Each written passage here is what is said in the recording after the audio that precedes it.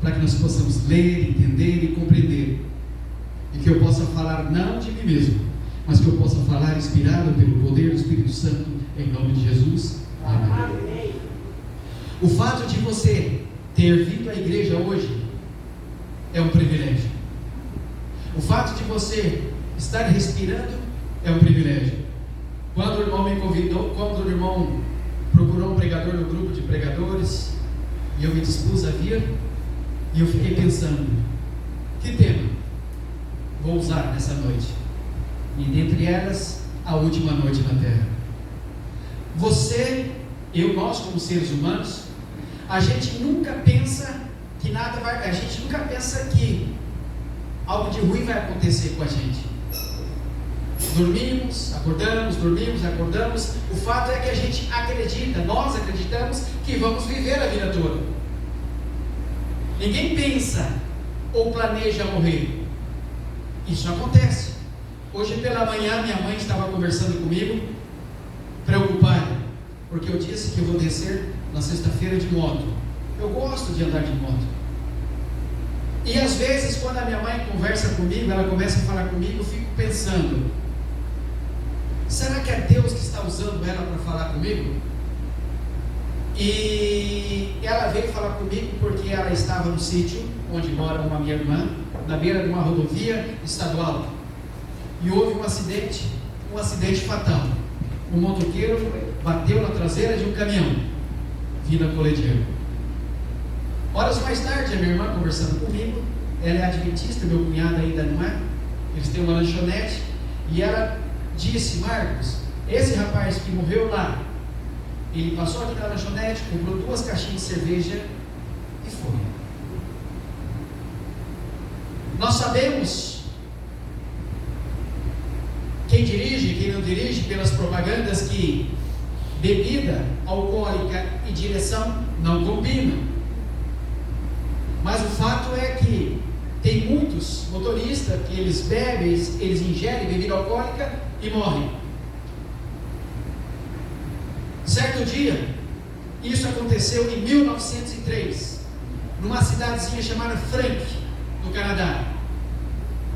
Os nativos, como eles diziam, os índios, pela cidadezinha comentavam que a montanha se mexia, que a montanha caminhava. E aquelas pessoas daquela cidade não deram muito ouvido no que aqueles nativos, aqueles índios diziam. Volta e meia eles voltavam a dizer que a montanha se mexia. Naquela noite,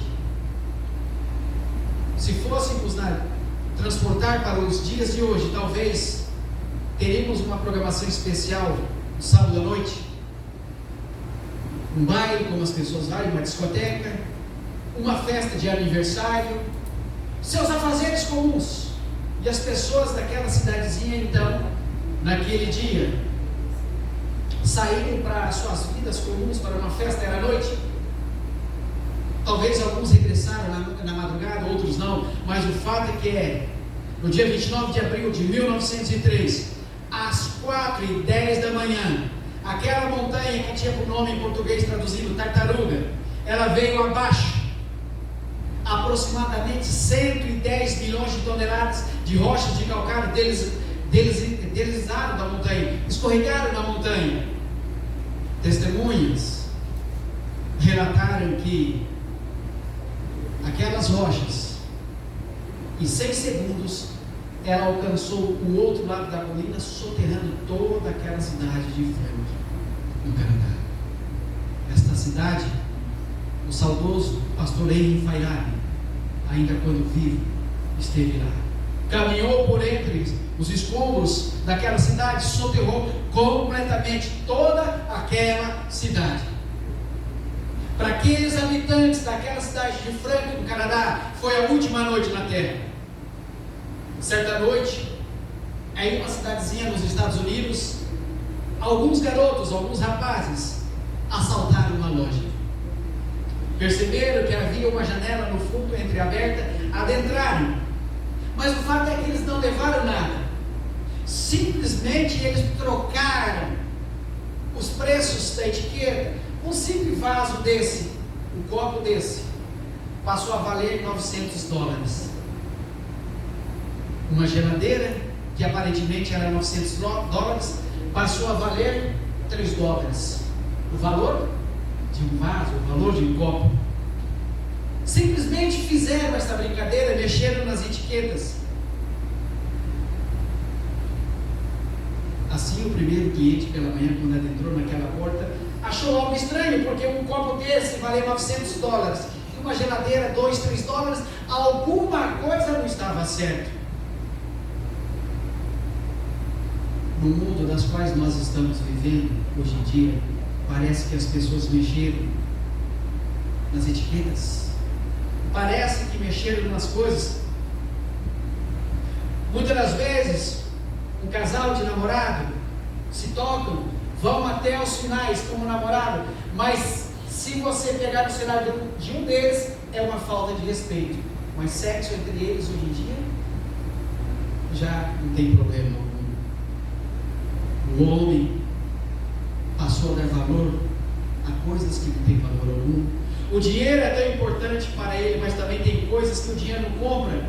Não compra a saúde e muito menos a paz. O homem, com o dinheiro que ele tem, ele compra passagem para qualquer lugar do planeta, mas ele não vai conseguir comprar passagem para o céu.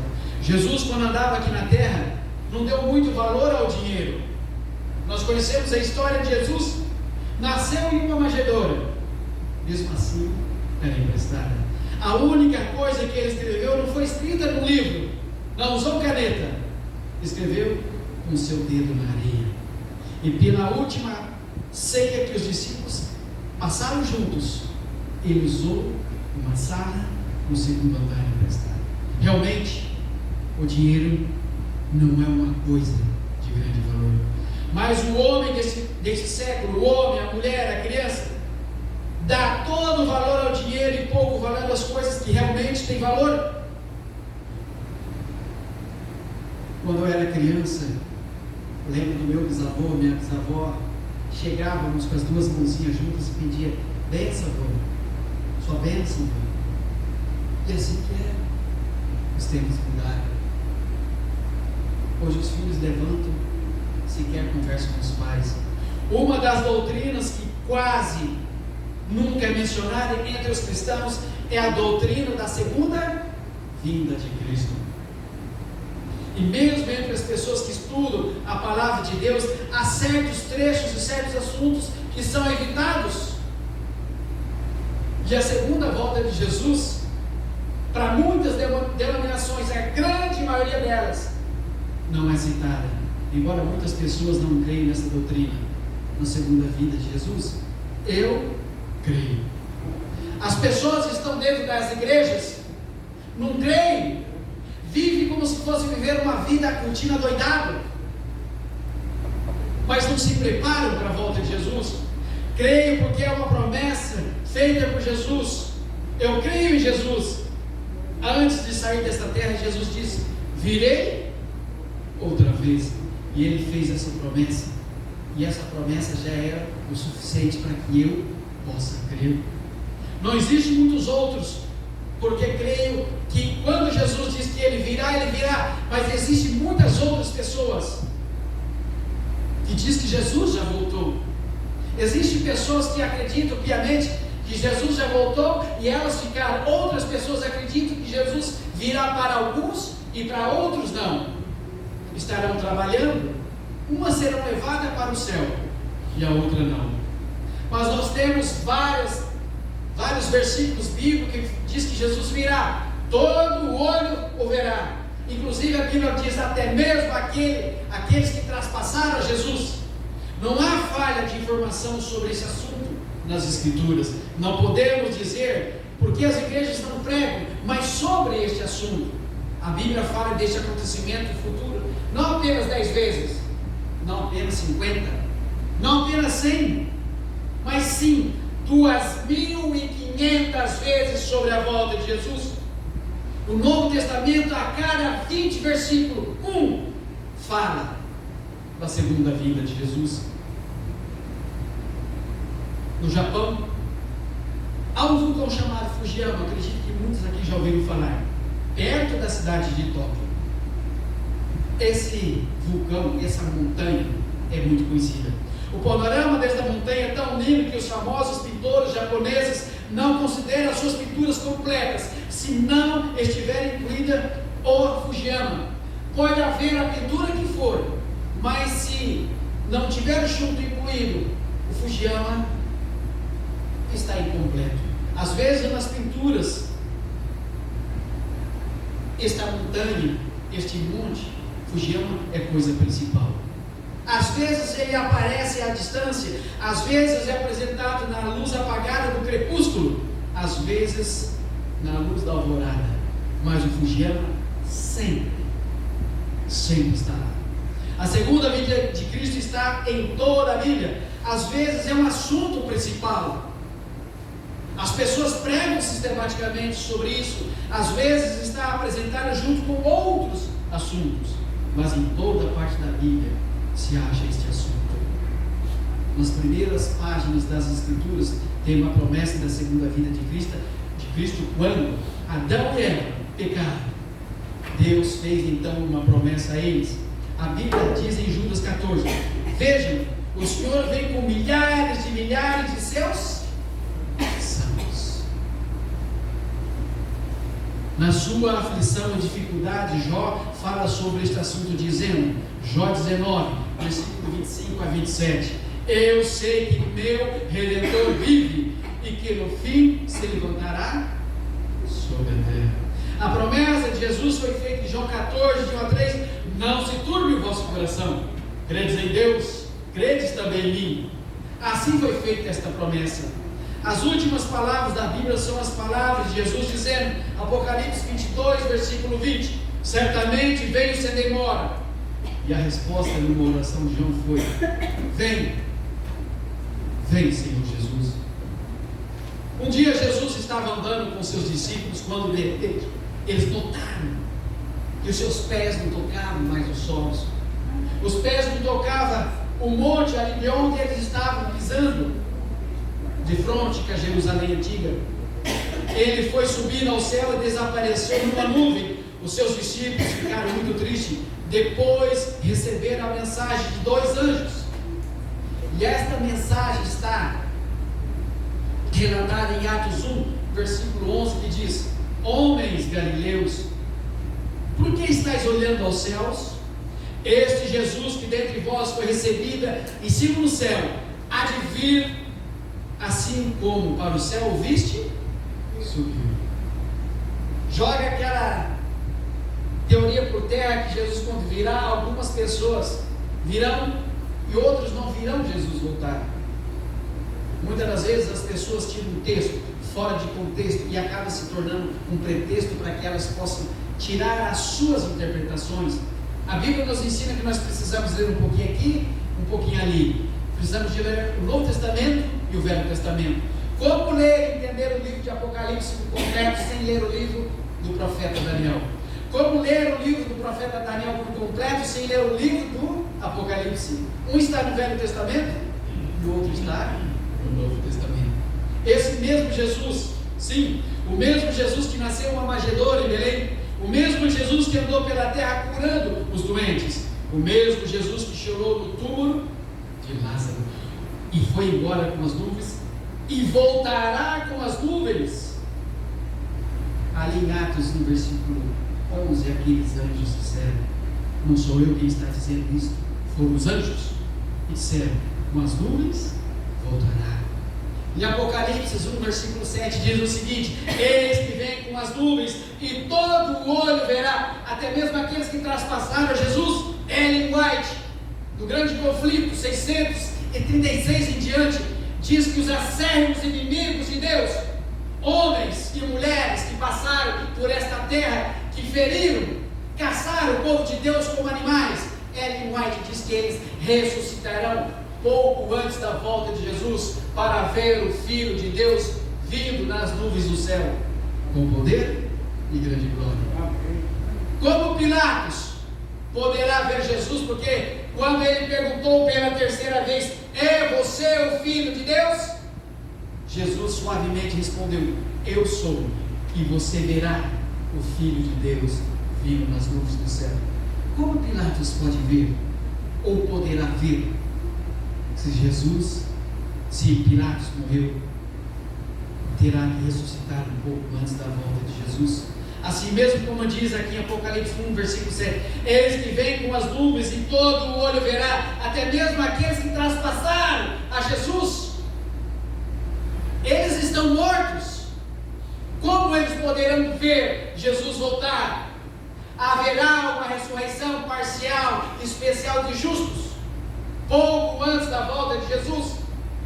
Ellen White, no Grande Conflito, página 636 em diante, detalha sobre isso. Muitos que morreram na fé e na mensagem do terceiro anjo, de 22 de outubro de 1844 para cá, Ellen White diz que ressuscitarão para nos dar apoio e alento no período de angústia. Daniel 12, versículo 1 e 2. Os anjos disseram que ele voltará com as nuvens. O livro do Apocalipse repetiu este fato, diz ainda: todo o olho verá. Você já ouviu Jesus? Eu já ouvi pessoas dizerem que Cristo já voltou. Creio na profecia bíblica, e a Bíblia diz que alguém faria isso.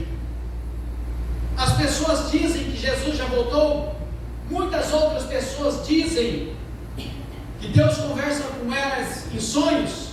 Tem algumas denominações que sistematicamente elas dizem que Deus fala com elas em sonhos. Nós sabemos que no passado, no Velho Testamento, Deus usava os profetas, falava com os profetas, e os profetas falavam com a nação israelense, o povo de Deus. Hoje, no Novo Testamento, nós temos o quê? A Bíblia. Se Deus fosse sistematicamente aparecer para as pessoas em visões, dizendo o que elas devem ou não devem fazer, para que teríamos a Bíblia? Precisamos, é a Bíblia que nós temos que crer. A Bíblia é nossa única regra de fé. Em Mateus 24, 23 a 27 diz: então se alguém vos disser, eis que o Cristo está ali ou alá, não lhe deis créditos, porque surgirão falsos cristos e falsos profetas, e farão tão grandes sinais e prodígios que, se possível for, enganaria todos os escolhidos. Olha aqui que o livro de Mateus 24, 23 a 27 nos está dizendo.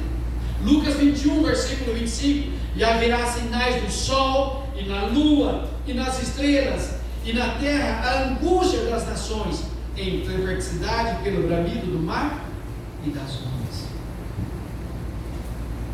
O que nós estamos observando que está acontecendo no mundo? Olha o que está acontecendo hoje com nossos irmãos do Rio Grande do Sul. O colégio IACS, que é onde eu estudava, no Vale dos Sinos, em Taquara, perto de Gramado e Canela, tem 2 rios. O IACS está submerso em águas. Mateus 24, versículo 29 diz: e logo depois da aflição daqueles dias, o sol escurecerá, e a lua não dará mais a sua luz, e as estrelas cairão do céu, e as potências do céu serão o quê? Abaladas. Este acontecimento seguiu a ordem profética no dia 12 a 13 de novembro de 1833. Houve uma chuva de meteoro como nunca foi vista na Terra. Um astrônomo da Universidade de Harvard, o Sr. W. Fish, descreve este acontecimento nas seguintes palavras: na madrugada do dia 13 de novembro de 1833, o povo dos Estados Unidos foi acordado pelos madrugadores para ver as estrelas caindo do céu. O astrônomo francês Travaillon disse que a densidade da chuva de meteoros comparou-se com os focos numa tempestade de neve. O Sr. Peter Newman, na revista The Telescope, maio de 1940, calcula que o número de estrelas cadentes visíveis de um só lugar foram entre 10.000 a 200.000 estrelas por hora. Os índios norte-americanos ficaram tão impressionados com esses acontecimentos que registraram seus calendários simples nas paredes, nas cavernas daquela época. Assim,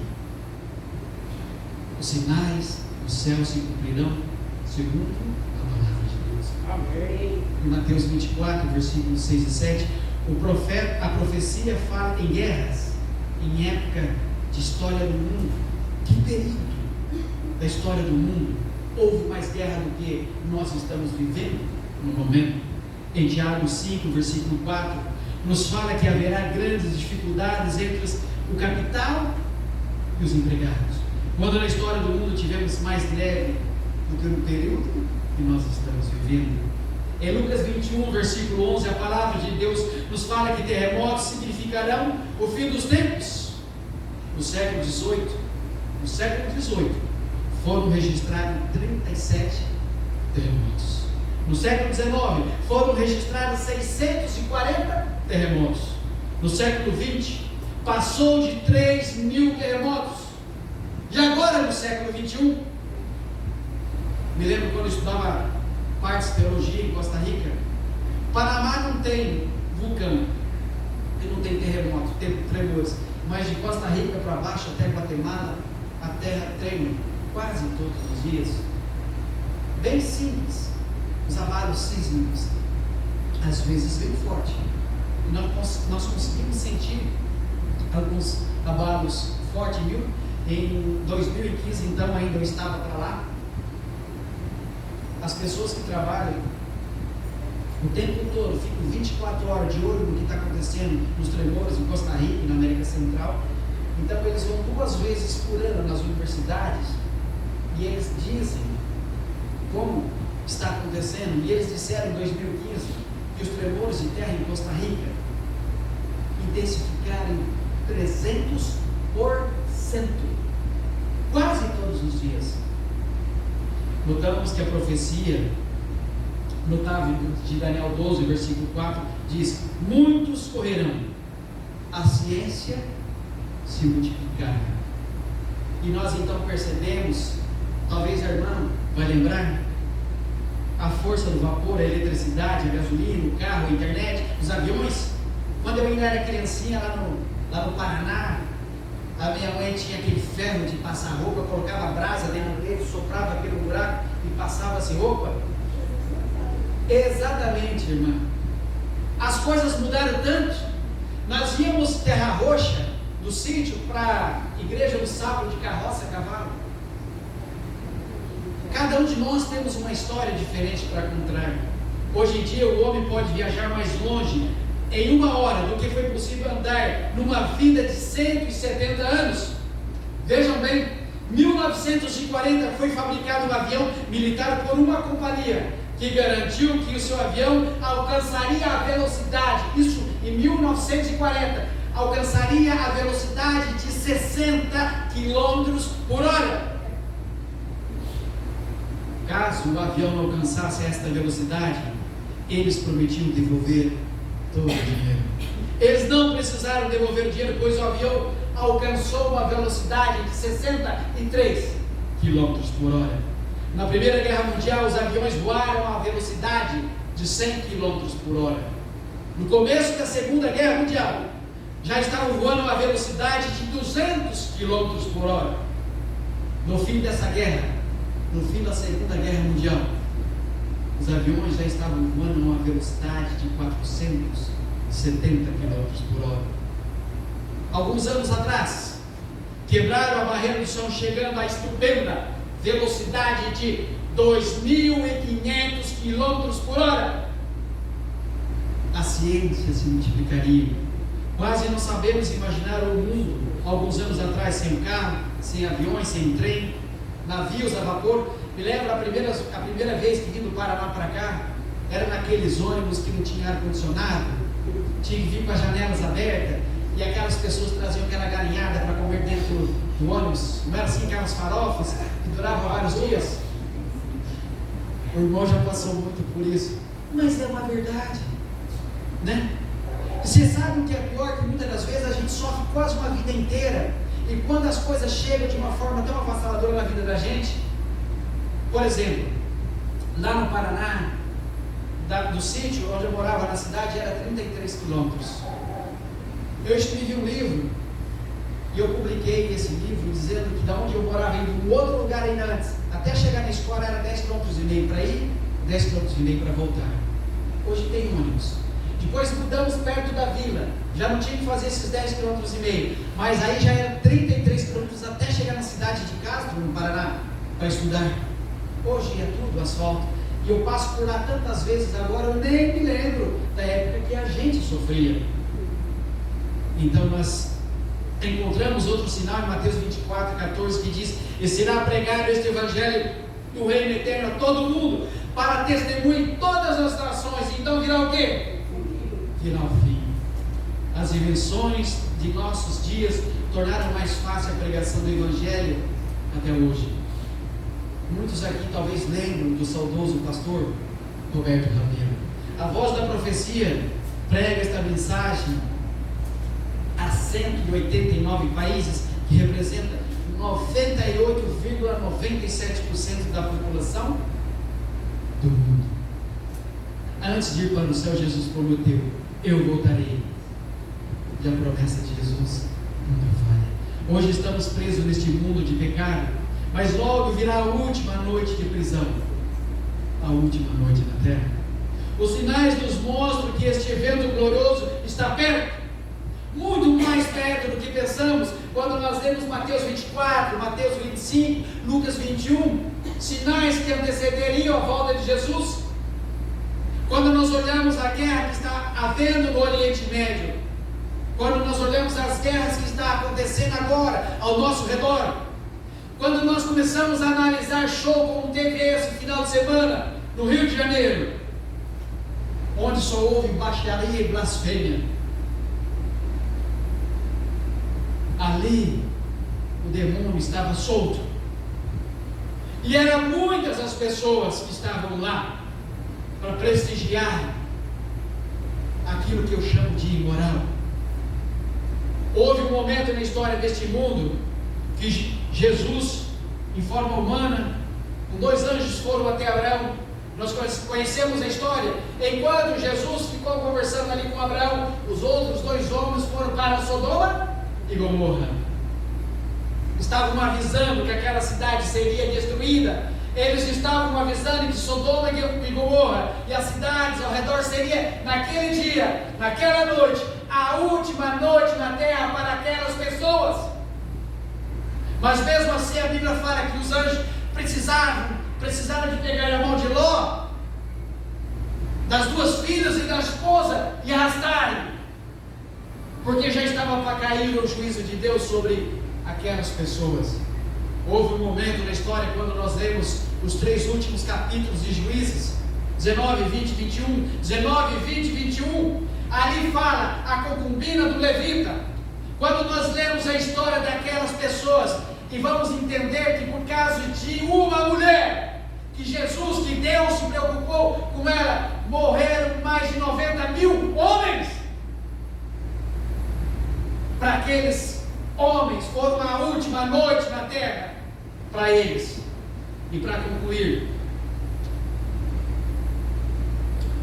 no dia 24 de agosto de 79 depois de Cristo, era numa segunda-feira, as pessoas foram para o trabalho, como qualquer cidadezinha pequena. Quando deu a hora do almoço, digamos que 11 horas, fecharam tudo, voltaram para os seus lares para almoçar.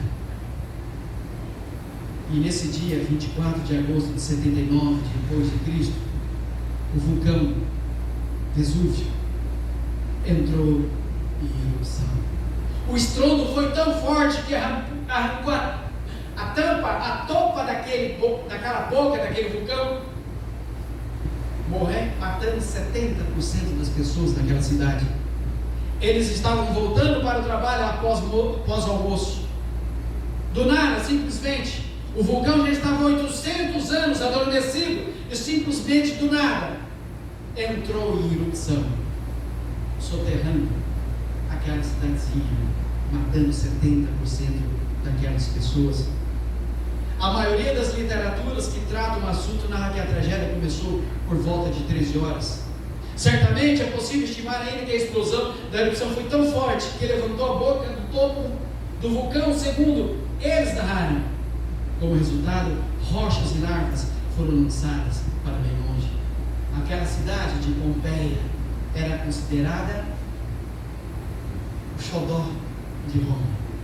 Para quem não assistiu, existe um filme chamado Pompeia. Assistam, para que vocês possam entender mais ou menos o que aconteceu. Nossa mensagem de hoje está: a Bíblia diz que não sabemos nem o dia nem a hora da vinda de Jesus. Eu pergunto: poderá ser para você ou para mim nessa noite a última noite na terra? Você tem certeza absoluta que vai voltar para a sua casa?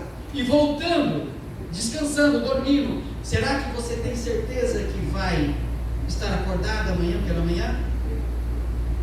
Não sei o que pode acontecer hoje à noite. A vida é muito incerta. Quantas pessoas foram dormir à noite esperando acordar e não acordaram? Quantas vidas se perderam cada dia em acidentes e desastres? Quantas doenças atacam o corpo repentinamente? Hoje pode ser a última noite na terra para qualquer pessoa aqui. O importante é hoje estar pronto.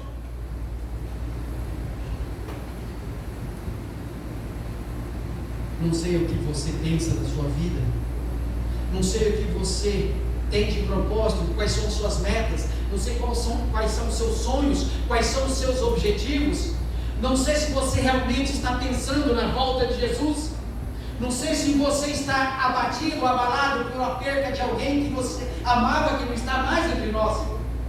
Quantas pessoas eu ouço dizer que não vê a hora de Jesus voltar para reencontrar amigos, familiares que descansaram, sabendo que ao toque da sétima trombeta eles ouvirão e ressuscitarão. Eu quero ver o meu pai. Eu já falei isso aqui. Eu quero rever meus avós, amigos. Quantas pessoas que vocês conheciam na pandemia que já não estão mais aqui? Pessoas que cantavam na igreja, pessoas que pregavam na igreja, pessoas que testemunhavam, testificavam de Deus. Mas nós acreditamos que as coisas acontecem ao nosso redor, mas nunca conosco. Talvez de hoje para amanhã será a última noite na terra. O irmão vai colocar o hino final. Lembre-se, o mais importante hoje não é a volta de Jesus, mas como está a sua vida, se Jesus voltasse hoje. Vamos nos colocar em pé e cantar o hino final?